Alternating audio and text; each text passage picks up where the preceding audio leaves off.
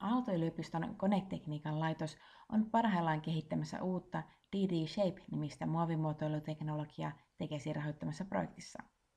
Teknologialla valmistetaan yksilöllisiä, kolmiulotteisesti muotoiltuja kappaleita nopeasti, joustavasti ja kustannustehokkaasti ilman muottia. Haluttu muoto suunnitellaan ensin kädillä. Sen jälkeen kolmiulotteinen muoto valmistetaan lämpömuovautuneesta muovilevystä topograafisena korkeuskäyränä laserilla. Laser lämmittää yhden käyrän kerrallaan pehmeäksi ja ilmanpaine tai mekaaninen voima taivuttaa pehmentyneen muovilevyn lopulliseksi tuotteeksi. Tuotteen valmistus on erittäin nopeaa. Muottia ei tarvita valmistuksen missään vaiheessa.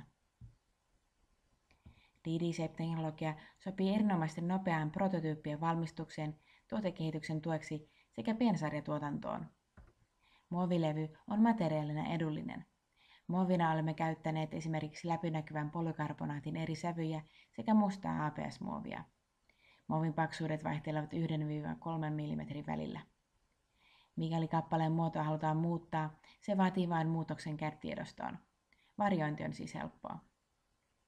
Teknologialla voidaan esimerkiksi valmistaa useita mallikappaleita ennen lopullisen tuotteen valintaa, jolloin haluttu lopputulos voidaan varmistaa luotettavasti ennen massatuotannon aloittamista.